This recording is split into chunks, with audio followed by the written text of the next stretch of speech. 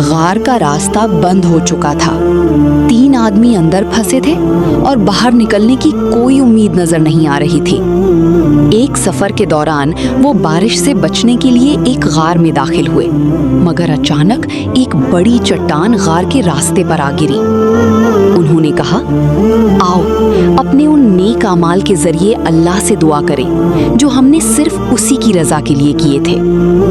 پہلے شخص نے اپنے والدین کی خدمت کا ذکر کیا، دوسرے نے بتایا کہ گناہ کا موقع ملنے کے باوجود وہ اللہ کے خوف سے رک گیا، تیسرے نے ایک مزدور کی امانت محفوظ رکھی اور وقت آنے پر اس کا پورا حق اسے واپس کر دیا۔